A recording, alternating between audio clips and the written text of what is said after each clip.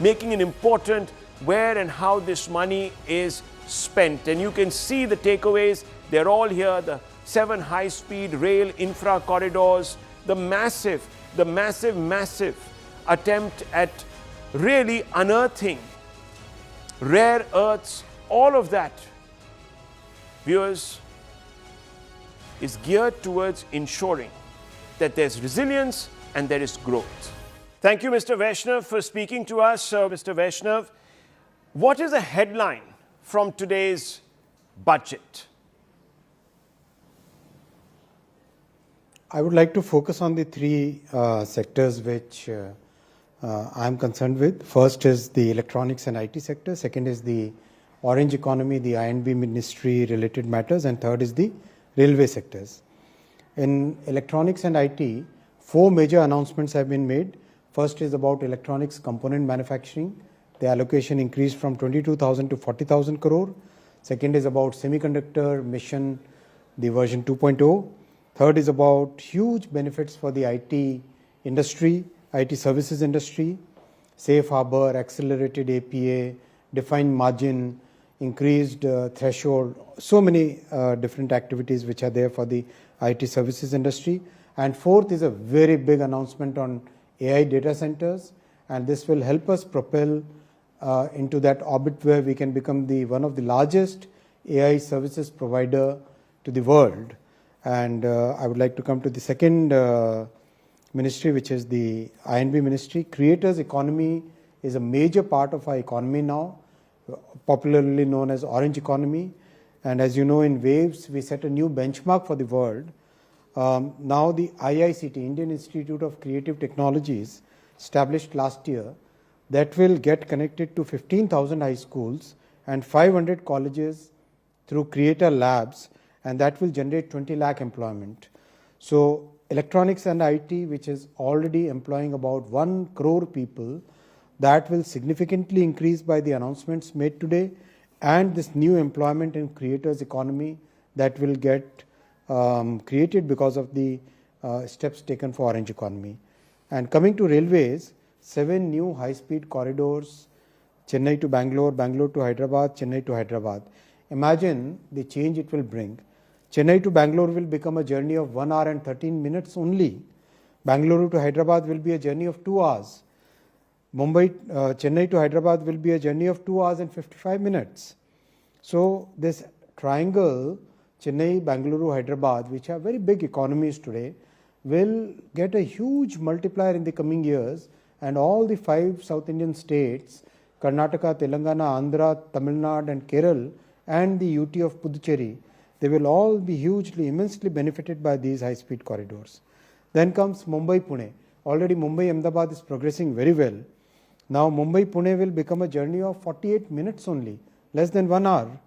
And Pune-Hyderabad will become a journey of 1 hour 55 minutes. So from Ahmedabad to Mumbai to Pune to Hyderabad and then connecting to Chennai and Bengaluru, this will become a major economic multiplier for this entire area. Then come to North India, Delhi, Varanasi, which will connect many cities of Uttar Pradesh, will be a journey of just 3 hours and 50 minutes. And then Varanasi, Patna, all the way to Siliguri will be a journey of only 2 hours 55 minutes. So this entire corridor from Delhi to Siliguri will be a major economic multiplier in Uttar Pradesh, Bihar, West Bengal. Then comes the announcement of new freight corridor connecting Bengal, Odisha, Chhattisgarh, Madhya Pradesh, Maharashtra and Gujarat. So these are huge significant changes which are happening. So to coming to your main point, your first question, this budget will lay the foundation, is laying the foundation for the Viksit Bharat. It is setting a roadmap for the Viksit Bharat. It has inspired our sense of duty.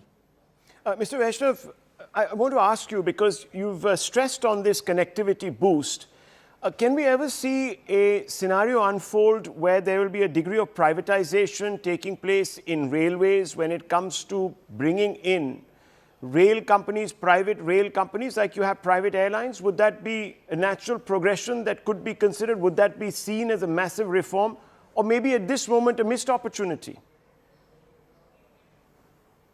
Absolutely not. The countries which went for privatization like UK, they had major failures, then Germany major failures. It's a question of complexity of the sector which has to be understood, and what is the role of public sector, what is the role of private sector, that has to be very clearly understood, and then only a policy should be made. We are very cognizant of the complexity of railway sector, and that's why every step that we do is a step which basically is in sync with the complexity of the sector. Mr. Vaishnaw, the budget, and you've probably heard the finance minister, prioritizes fiscal discipline with a 4.3% deficit target. Now, in a slowing global economy, is this caution risking underinvestment and weaker growth at home, sir? Absolutely not, because the two pillars, the two wheels, the wheel of growth and the wheel of maintaining the fiscal deficit, they have to be done, they have to be moved together. If you look at our economy, our GDP is about 350 lakh crore today, and our consumption is close to about 220 lakh crore. So, and our investment is about 110 lakh crore. So with that kind of economy, which is moving at a very steady pace of 6 to 8% real growth and 9 to 13% nominal growth, it's very important to have that big runway in front of us. And I think the finance minister has laid the path very well. And you must also notice that the global headwinds, many of the global headwinds are because of the huge debt burden that many of those countries have. And we are having a very prudent policy where our central government's liabilities are just about 55% of the GDP. You compare that with many of the rich countries, and they won't be able to have that growth runway, whereas we, in our case, today we have a young population. Median age is about 27 years, and 2047, when we are 25 to $30 trillion economy, still the median age will be somewhere around 37 years. So we will have a growth path even beyond 2047, and then for maintaining that kind of long-term growth trajectory, it's very important to maintain a very healthy balance sheet. And I think our finance minister is absolutely good, absolutely well focused on having that right balance of growth and fiscal discipline. So let me ask you this, because the government capex, and I'm seeing those graphics on our screens as we speak, is pegged at about 12.2 trillion rupees. After years of heavy public spending, Mr. Vaishnaw, where is the clear evidence that this is crowding in private investment rather than substituting for it? I'll give two examples. First example, if you look at the employment which is generated today, the employment generation in the formal sector is on an average 2 million every month, 20 lakh every month. Right. Each and every rupee which goes into the salaries of people who are working on a large number of projects which are there in the country has a significant multiplier impact. You can ask any economist. Today, in our economy, every rupee that we invest has a multiplier of 3.6. You see the demand which is there in cars, in automobiles, in two-wheelers, in the consumer goods, in electronic consumer goods. Everywhere that demand is a clear multiplier, and that is bringing in the investment which is required for manufacturing those commodities and building those houses. So it's very clearly evident that the strategy of public investment, which jumped from, as you rightly noted, 2 trillion rupees to 12 trillion rupees, has paid up very well. And the second big factor is the improvement in productivity. Today, the investments we have made in the grid, the investments we have made in railways and highways, the investments which have gone in the port sector and airport sector, these are all leading to much significantly better productivity for our economy. The investment, similarly, the investment in digital infra, that also is bringing huge gains to the economy. So it's a very well established development model which we are following, and it's a very prudent model that we are following. So let me ask you, sir, because the economic survey still flags a expectancy gap. That means that we're doing very well when it comes to top line numbers, GDP numbers, but somehow investment is not coming in. There's a hesitancy. Private capital is not coming in. There's a hesitancy. Why is there this gap, sir? So take a look at the numbers. 120 lakh crore investment. Out of that, the government investment is of the order of about 20 lakh crore. I'm adding the state government's investments and PSU investment in this, right? That balance 100 lakh crore rupees investment is basically coming from the private sector. So you have to look at that number, look at the facts, and then go by, then make the opinion. Of course, the economic surveys, the role is to nudge the government even further, and that's what we are doing.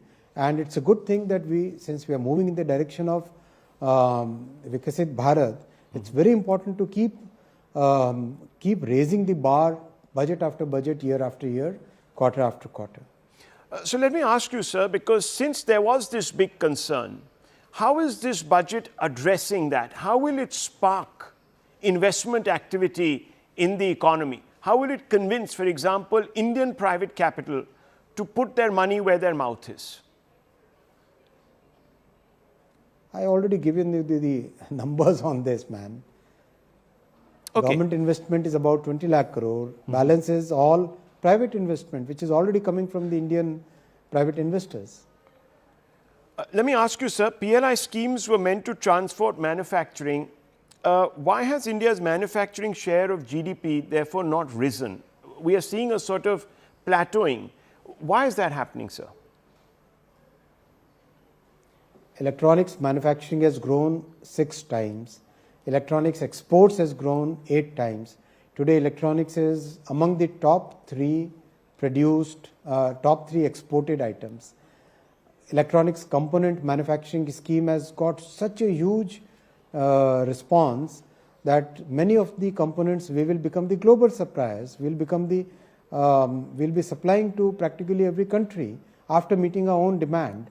Manufacturing is growing at a very rapid pace in so many sectors. Final 2 questions to you, Mr. Vaishnaw. I won't take up more of your time. Trump-era trade disruptions, as you know, and geopolitical tensions persist. Now, what specific buffers have been put forth by the FM to try and mitigate this external situation that we find ourselves confronted with, sir? Building our resilience. And how does this budget do that?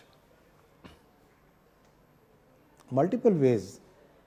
Just if you apply your mind, the focus on manufacturing, the focus on tax simplification, the focus on making sure that the IT services industry gets the benefit of all those simplifications, laying the foundation for the next growth journey in terms of providing AI services. So many different sectors have been addressed in this budget. My last question, sir. A year from now, what would convince you that this budget truly propelled growth? Would it be higher private capex? Would it be more jobs, faster exports, or just simply stable macro numbers? What would you be looking at to say, okay, this budget really transformed our country? The change which is visible in people's lives, especially in the lives of middle class families and the low income families, that is the biggest parameter. Thank you, Mr. Vaishnaw, for being patient with me. Thank you very much for speaking to us here on CNN News 18. I'm also joined by N.K. Singh, former chairman of the 15th Finance Commission and former Revenue Secretary. Peerless Mr. N.K. Singh with us from CII. Mr. N.K. Singh, your first take on this budget. There is a need for India to build with resilience, but also a need to be competitive globally so that we can push our products across geographies. Has that largely happened while also welcoming new money?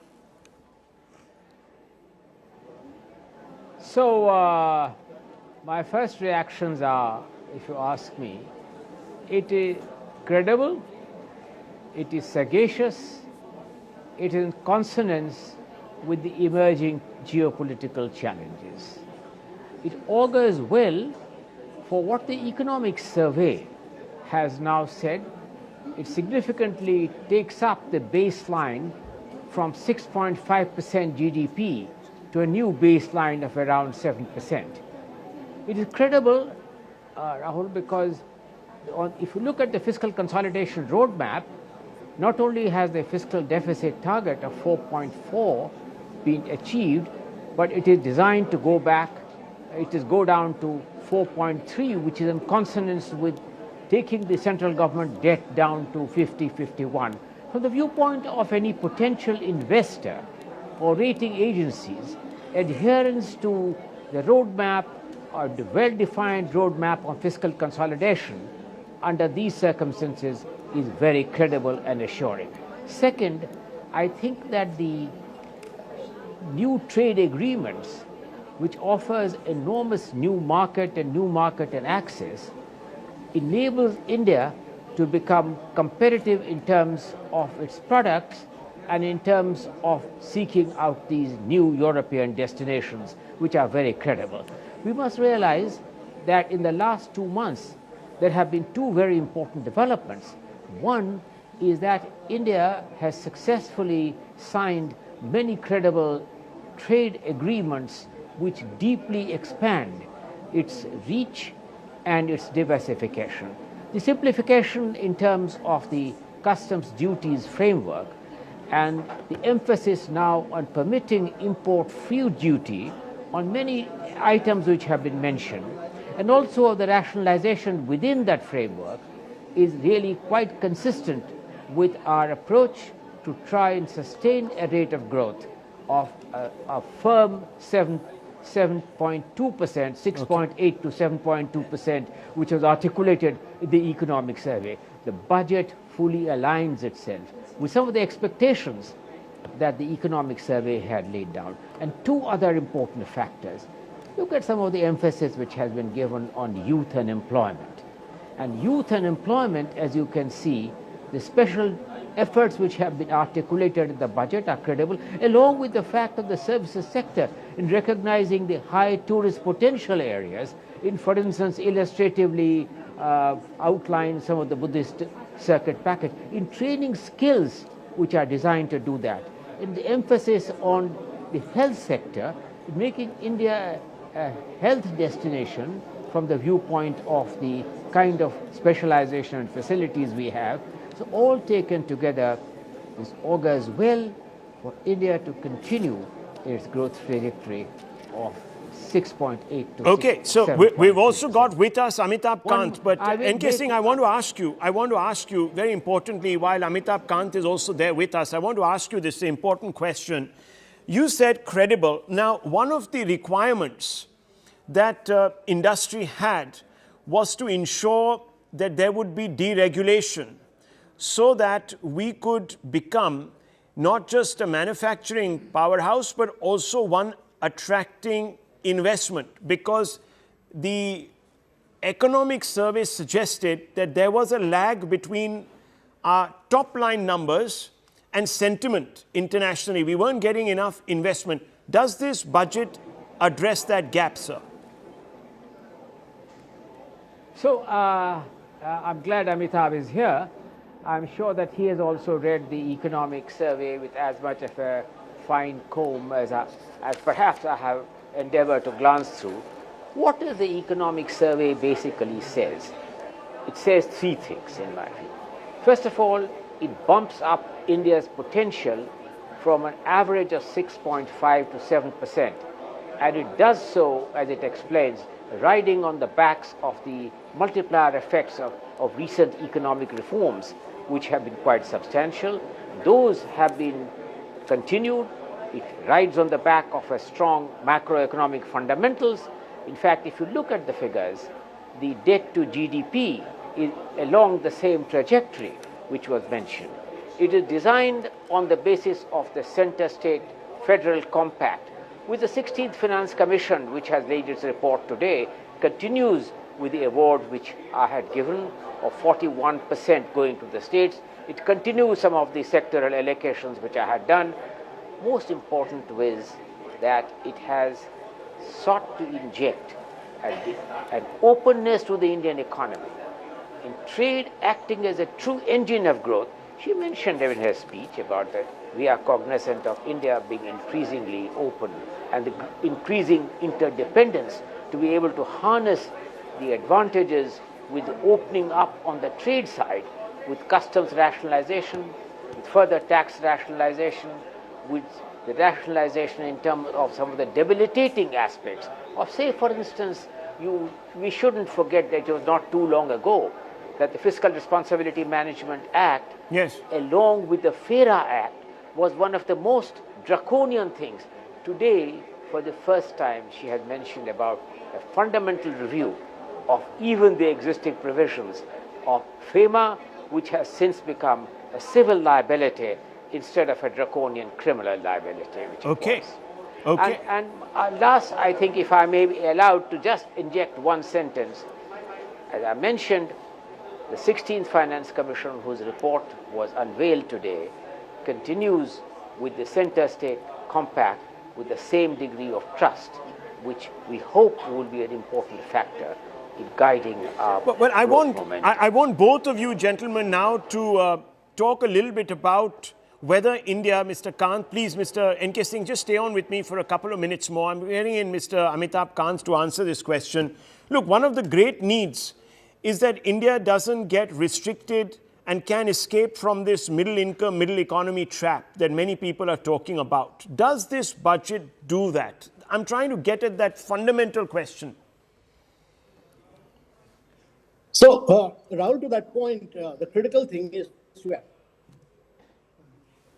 accelerate the pace of your manufacturing, which this budget lays down a clear roadmap with strategic sectors. And second is to lay a huge emphasis on infrastructure, which this budget does with about 12.2 lakh crores, which is effectively taking your GDP spend, capex spend on GDP to about 4.4%, which is enormous. So to my mind, there's also a huge focus on jobs in terms of tourism, healthcare,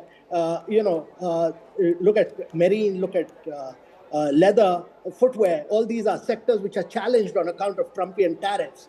So the emphasis really is that you provide, despite a huge disruption in terms of geopolitics and globally, you ensure continuity and fiscal consolidation. Because if you don't do, FM needs to be appreciated for the fact that she's bringing down fiscal deficit from 4.4 to 4.3% in these very, very complex circumstances. And yet she's pushing for cities, 5,000 crore, cities for regional economic growth. She's pushing for 7 high-speed rail infrastructure. So with these new corridors, with the industrial corridors, the city corridors, the high-speed corridors, you will give a huge impetus to infrastructure creation in India. And the last point I want to make is, since you asked Mr. N. this question about reforms, there's a huge focus on reform of FEMA, which is the non-debt rule, the huge focus on rationalization of duty, and there's a huge focus on financial sector reforms through a high-level committee. So the reform process continues regardless. A budget is one instrument, but the push for reforms and the ease of doing business continues regardless. Okay, Mr. N.K. Singh, weigh in on that question that I posed to Mr. Amitabh Kant, please. Whether we can escape that dead income, dead economy trap that many people sort of talk about. So what is a middle income trap? To some extent, the response to this has been beautifully given by the governor of our central bank, reiterating that famous quotation of Ben Bernanke, that this is indeed a Goldilocks period for India, which has high growth with modest inflation. And India is well poised to escape that middle income track. I agree with Amitabh that the 11 lakh crore investment in capex with a 3 lakh crore bump which has taken place notwithstanding fiscal pressures and the commitment to live up to the fiscal consolidation roadmap, would greatly strengthen the cost, the quality of infrastructure in multiple ways. Okay. And I think that that augurs well for investor confidence and being able to attract direct foreign investment. By the way, the budget, the economic survey pointed out to be two big worries, and I'm sure, Rahul, you are aware of this. One big worry which the economic survey pointed out was the stabilization of the currency. Yeah. Because currency has been under pressure because of the successive capital outflows continuing. Now that stability to the currency needs inward capital flows. It also means an act of sagacity in not wanting to chase an artificial exchange rate. Countries have gone down the tube. They have lost, in fact, the credibility when they have changed artificially determined exchange rates. Okay. So I think that the view which the central bank has taken is to allow currency to find an appropriate level, looking at the geopolitical context, while continuing with what Nirmala herself has said, the continuation of the reform express and India becoming a more open economy by Okay, trading regime which Right. enables us to improve market access and quality. Okay, thank you, Mr. N.K. Singh, for those words. Thank you very much. Defense sector has come out for some special attention, and we were expecting this because it is, after all, viewers, a time right after Operation Sindoor, and India is very invested in building what it calls is its Sudarshan Chakra. So big allocations, defense, and let me walk you through some of these allocations. So basically what you're seeing on your screens, viewers, is a massive jump in defense expenditure to the tune of 15%. So 15% jump. A lot of that money has gone into, very interestingly, boosting intelligence gathering know-how. So there has been a 69% jump, viewers, in allocations for intelligence agencies. What does all this mean? How is this money going to be spent? What is it going to translate into in meaningful terms? Let me put that out for all of you by going across to Lieutenant General S.L. Narasimhan, former member of the NSAB, Lieutenant General KJS Dhillon. None of these individuals need any introduction. Former GOC, 15 Corps of the Indian Army, and Sushant Sareen, Senior Fellow of the ORF. So let's go across to these gentlemen and get a broad sense of what this jump in defense allocation means, what it also means to put so much money on intelligence gathering. Why is that being done? And I want to begin first with General Dhillon. General Dhillon, you must have seen the allocations. Yes, of course, we require a huge amount of infrastructure. We require the weapon systems, but we also need R&D to be boosted so that we can develop our own weaponry over a period of time. Do you think this allocation will help in that direction? Do you have a take on it? There's also been a jump, and I'll bring in, of course, General Narasimhan on that. A lot of focus on the nuclear sector. But before that, General, your comments. Good afternoon, Rahul, and good afternoon, General Narasimhan and Mr. Sareen and all your viewers. First of all, I'll just reply to your specific question on increase in budget on intelligence acquisition, means and equipment, and probably the human resource. You see, today's warfare is an expensive warfare, and what we saw during Operation Sindoor, if I take the viewer's mind back to the Masjid Subhanallah in Bahawalpur, where the intelligence was that Masood Azhar's relatives are sitting in a basement under the floor. So the projectile which was selected hit the roof, went through the floor, and went and blasted inside the basement and killing those people there. Now, if this intelligence was not as accurate as 1 meter by 1 meter, this projectile costing thousands of crores or hundreds of crores or whatever the cost is, would not achieve the desired result. Hence, when it is important to get modern equipment, modernized, upgrade and all those things, most intelligence in the most important aspect in today's non-contact warfare is the intelligence acquisition.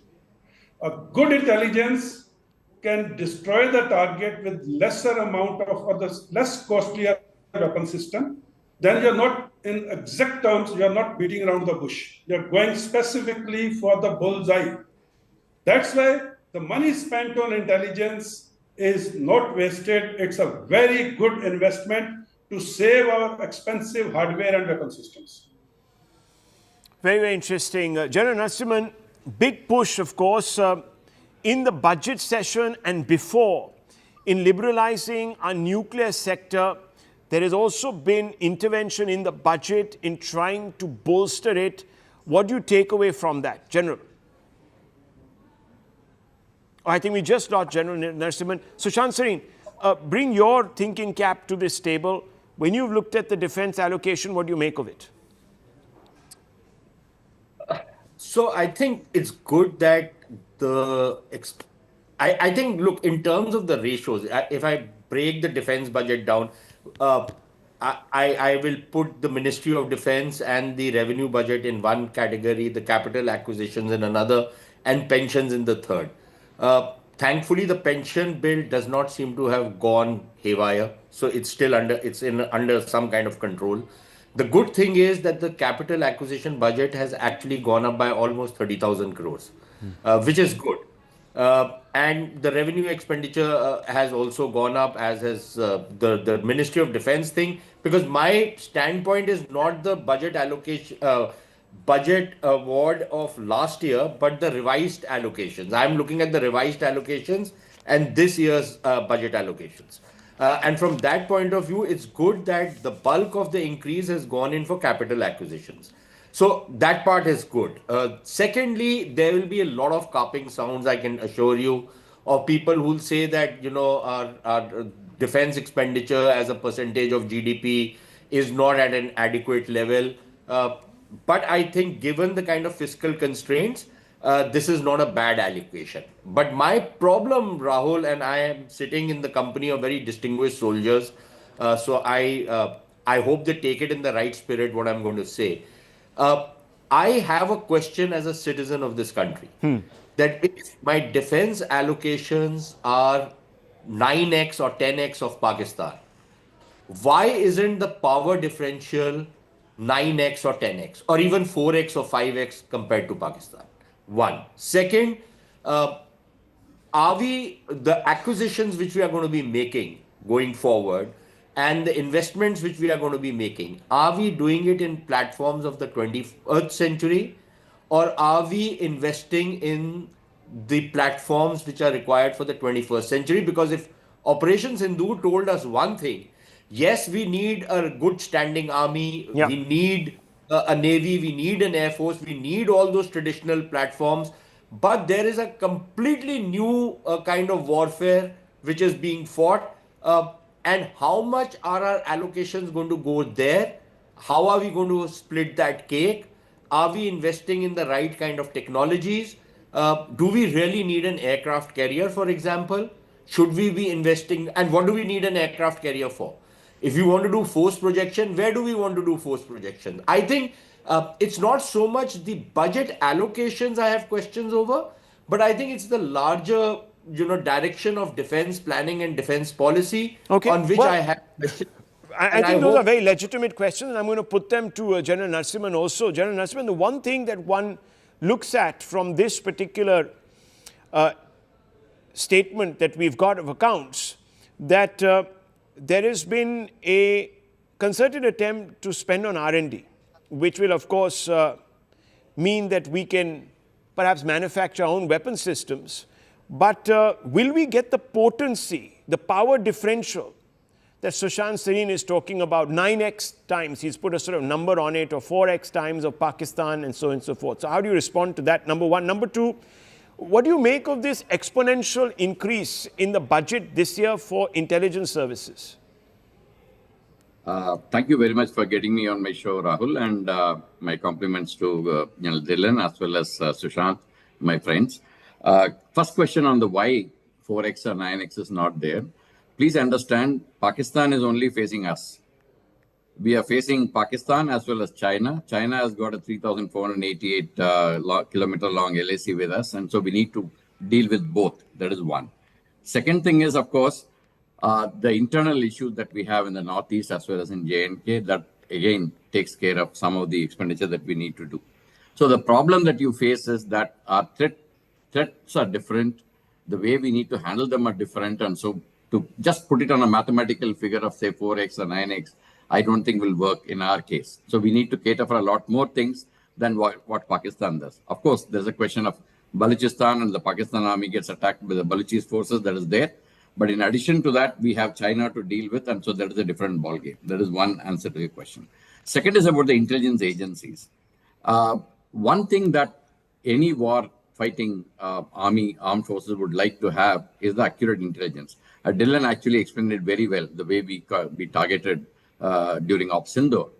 So the thing is that accurate intelligence is something that is always required. That is one. Second thing, intelligence acquisition is becoming more and more expensive. It really needs more and more equipment. It needs more and more artificial intelligence to be included into it. And so there are a lot of other things that are getting developed.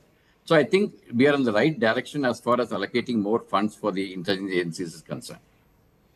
Okay, General Dhillon, let me come out to you throwing money at boosting your intelligence. Is that enough? Or is there really a technical fix that we should be looking at? Perhaps not just investing in material and listening equipment and surveillance, etc., but also hardware. Is that what is required? Where will this money go? I'm trying to understand that. Rahul, as General Narsman also brought out, this money which is going to be spent on intelligence would go into hardware. It would also go into software. It would go into upgradation of acquisition means, which will be strung all along the line of control and the international border.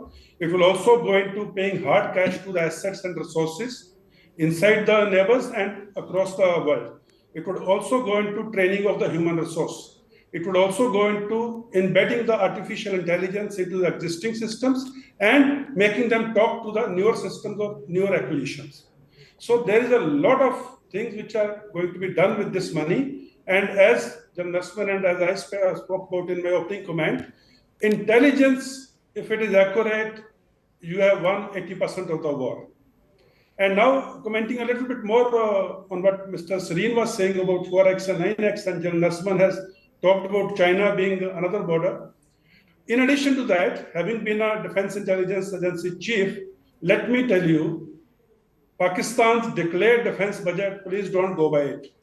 I will only say this much, and let's not base our arguments and our logics on the declared figures. Right. And talking about the aircraft carriers, look at the coastline we have. Look at the security of the island territories which we have to carry out. And look at the Malacca State, the Strait of Hormuz, the Arabian Sea, the Bay of Bengal, and the international, economic trade routes passing through our neighborhood. Right. So we have to spend in Navy in a big way, in addition to Air Force and Army, because we cannot be caught napping as happened during the British coming to India, because we were only looking at the Khyber Pass and the threat came from the sea routes. So we need to be very wise in our expansion of all the three forces and all the three services, and equal, sort of equal emphasis has to go on it. Of course, there will be priorities because we don't have that type of money to spend everything overnight. So there will be prioritization, but there is a need to have a very strong Navy, especially when you are sitting at the middle of the Indo-Pacific. Sure. I mean, look, we can always have differing views on those allocations, but the important thing is, viewers, that the Modi government is conscious of building that, and I'm borrowing this and using it in a loose sense, the Sudarshan Chakra.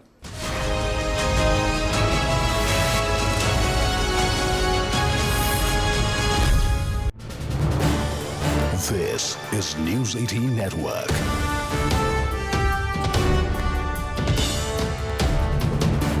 India's largest news network.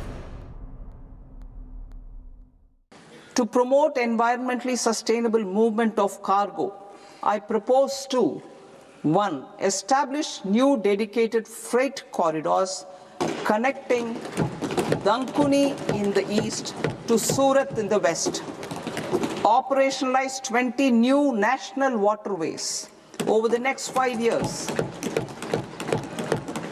Starting with National Waterways 5 in Orissa to connect mineral-rich areas of Talcher and Angul and industrial centers like Kalinga Nagar to the ports of Paradeep and Dhamra. Training institutes will be set up as regional centers of excellence for development of required manpower for these waterways. This will benefit youth in the entire stretch of the waterways to train and acquire skills. Further, a ship repair ecosystem catering to inland waterways will also be set up at Varanasi and Patna. And C, launch a coastal cargo promotion scheme for incentivizing a modal shift from rail to road to increase the share of inland waterways and coastal shipping from 6% to 12% by 2047. To enhance last mile and remote connectivity and promote tourism, I propose to give incentives to indigenize manufacturing of seaplanes. A seaplane VGF scheme will be also introduced to provide support for operations. Carbon capture, utilization and storage. Aligning with the roadmap launched in December 2025, the carbon capture, utilization and storage technologies at scale will achieve higher readiness and in end-use application across 5 industrial sectors, including power, steel, cement, refineries, and chemicals. An outlay of 20,000 crore is proposed over the next 5 years for this purpose. City economic regions. Cities are India's engines of growth, innovation, and opportunities. We shall now focus on Tier 2, Tier 3 cities, and even temple towns, which need modern infrastructure and basic amenities. This budget aims to further amplify. And welcome back. And the big twister ahead of the clash between India and Pakistan is that the Pakistan government has officially announced that their team will not play against India in the upcoming T20 World Cup fixture on the 15th of February. The decision ends days of speculation, but Pakistan has confirmed it will still participate in the tournament scheduled from February 7 to March 8th. The much anticipated clash in Colombo on the 15th of February is now off the cards. And interestingly, this announcement also comes the very day India's under-19 team thrashed Pakistan in the World Cup. But at the same time, the BCCI has said it doesn't have an official intimation of Pakistan boycotting the match on the 15th of February. And all eyes now on the ICC over what action the governing body will take. But this is what Anurag Thakur had to say about Pakistan now deciding to boycott that match. Listen in. नतीजा ये भी आया कि हमने पाकिस्तान की team को आज match हराया है, तो पाकिस्तान को पता है कि आज हमारी अंडर-19 की टीम ने हरा दिया, सेमीफाइनल से बाहर कर दिया, तो आगे जो वर्ल्ड कप होने वाला है उसमें भी भारत पाकिस्तान को फिर धूल चटाएगा, तो उन्होंने पहले ही हार मान ली है। तो हार से बचकर भागने के लिए पाकिस्तान खेलना नहीं चाहता, ये पाकिस्तान की पुरानी आदत होगी। अब वो हारना नहीं चाहता, खेल के मैदान में आना ही नहीं चाहता है। Pakistan is forfeiting the match against India in the upcoming T20 World Cup. They will come for the World Cup, but they will not play against India. Your reaction on this? No, nothing. That's their call. But sir, this will be the first time that, a match between India and Pakistan in a World Cup is being boycotted. So kind of sets a very unhealthy precedent. Well, they know, the official knows what to do. And Kapil Dev there giving a very diplomatic answer to my colleague Shivani Gupta, who's joining us on the broadcast. So Shivani, clearly all eyes on the ICC over what decision it will take. What is your sense? Do you think it will be a slap on the wrist? Because this is a very unprecedented situation that's emerged in world cricket. Could it be more than just a slap on the wrist? Could some real punitive action be taken against Pakistan? Yes, I think it will be more than just a slap on the wrist. It is going to be much, much worse than that for Pakistan because, it's one thing to threaten to not play in the World Cup itself, the whole tournament. But quite another, when you are coming for the tournament, you are not playing in India where you could have raised an objection on the basis of security or something else. But despite not having that concern, you are deciding to boycott or forfeit a match purely for political reasons. So ICC will not take very kindly to this. There are definitely going to be some punitive financial actions because see, the entire match is not going to take place now. So there is going to be, gate fees, spectator crowd fees that are going to be forfeited. There are going to be broadcast fees, ad revenues, etc., that are going to be lost because no ball is going to be bowled. So yes, certainly that kind of penalty, the financial penalty will lie at the door of the PCB because there is no justifiable reason why they have decided to boycott this match. And ICC does not allow any political considerations that, oh, we just don't like to play against a certain team or this year and this edition we will not play against a certain team. Those kind of things are not allowed. The only legitimate reason that is allowed for you to not travel to a country are security concerns. But remember, there's a big difference between those issues and this particular instance because Pakistan was not playing against India in any case. They were playing their matches in Sri Lanka, and they're also taking this very ridiculous stance that they're going to play all other matches. The security is not an issue in Sri Lanka. They're only refusing to play against India. So there will be financial penalties on PCB, very, very likely. And it's also very likely that there could be some sort of action against PCB and therefore the Pakistani cricket team as far as future tournaments is concerned, Ayushman. Right. And Shivani, talking about that, talking beyond the technicalities of what the ICC might do based on the rules, what kind of message does this send to other cricketing bodies who still enjoy those robust cricketing ties with Pakistan? What kind of message does it send to the entire body of global cricket when Pakistan just unanimously decides to boycott this match with India? Ayushman, I think there are not very many countries who have very robust cricketing ties with Pakistan as we speak. I mean, there has been this newfound camaraderie that Pakistan and Bangladesh have found with each other. And, they've been making a truck with each other on their anti-India tirade and using World Cup as an avenue for politics. The ICC doesn't look very kindly to this. Neither will any other country. I mean, BCCI's position in ICC and world cricket, Pakistan and Bangladesh's position in ICC and world cricket, these are two very separate stories. It doesn't look good. Certainly, the attempt is to embarrass India more domestically than anything else. As far as the larger cricket community is concerned, every country likes to play against India. Every country likes to come to India. Every country wants to beat India because India is the team to beat, particularly in the T20 format. So it's going to have no effect as far as other countries' reactions or attitude towards India is concerned. I think more than that, it is going to turn Pakistan into a pariah country as far as global cricket is concerned.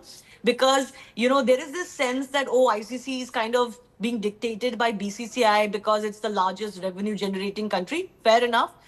Bigger the, money might, bigger your say as far as a sports body is concerned.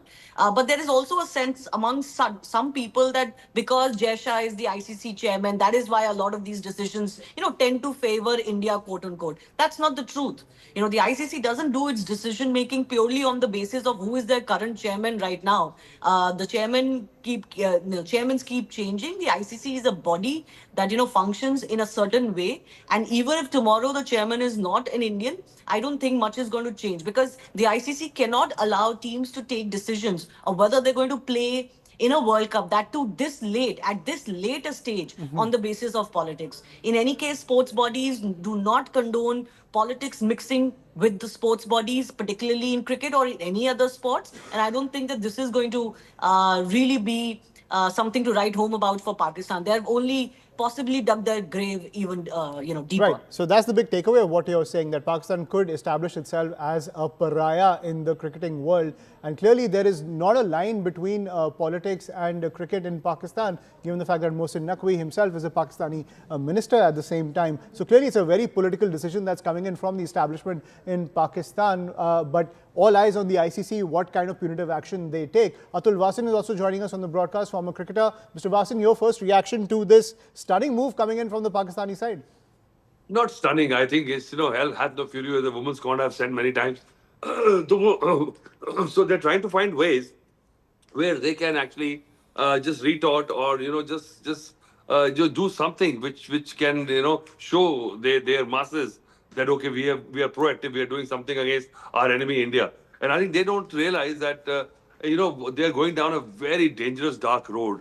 And I think at this time, that's why they deferred it till the last week. They could have taken this call, when they were trying to act high and mighty, trying to support Bangladesh. But the minute the news came that if they decided to walk away from this World Cup, Bangladesh might just walk in. Imagine their kind of egg on the face if that would have happened. But now I think they were not satisfied with sending all the signals that will play with a black armband. And they knew that. So once they did not play this game, and they've said it openly now, because the message has come from the Pakistani official handle, not the board. And I think now they've shown that if they survive this conceding these points, and if you go further, and again there's an India-Pakistan game, they will not be playing. So I think ICC's decision is pretty clear, because they can't afford to jeopardize the World Cup. And now I think they have to kick out Pakistan. And Pakistan actually at this point doesn't care. Every time I hear this kind of narrative that, okay, we are okay without playing cricket with India, as it is, so there is good news and bad news for Pakistani cricketers. The good news is that they were going to lose anyway.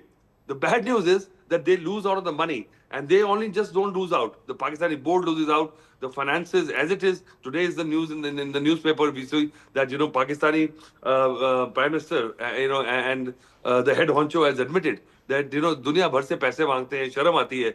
और आप you're just trying to go down this road where there will be massive penalties to pay, there will be sanctions, and now they don't care about it. So I think, what can I say about this kind of foolhardiness? Right, and clearly Shivani has been echoing that point, political bluster that will only backfire on Pakistan. Shivani, you want to add more to that? Yeah, one of the interesting things, Ayushman and Atul, that can happen is that actually India and Pakistan could face each other one more time at least, or even a couple of times as far as this particular World Cup format is concerned. So what is Pakistan going to do if tomorrow, if in the next stage, it's a qualification that is dependent on playing against India? Because fine, in the group stage, they could argue that, they will win their matches against USA and Namibia. So therefore, qualification is not an issue. But what happens if they were to face each other again? Atul. So the writing is on the wall anyway. So that's my point exactly. So do you think, will ICC take this chance that eventually Pakistan, so they will not play this game, but if they qualify, they'll play the game? Why would you take the chance? So why, this is the point where, and even Bangladesh is ready to come in. And if Bangladesh comes in, all the modalities and the kind of schedule doesn't get disturbed. So I think this is the right time for ICC to show the door to this infant terrible. This nalayak bacha hota hai in class mein. So, you have to kick him out at some point in the class. And, they can keep on playing. They keep on touting about their PSL. They don't realize that, they're jealous of IPL. They don't realize the success of IPL is because India keeps on winning at the international stage. So PSL, even if it's very successful, Pakistani fans will realize that, you're playing among themselves. So, हमारा तो मुंह लाल है सेब खा के, ये अपना मुंह चाटा मार के लाल कर रहे हैं. Right, Shivani, you want to ask something? Yes, Ayushman, actually, because Pakistan has now decided to do this kind of a game with India, I think the BCCI will also get leeway. Forget what the ICC will do and can do legitimately.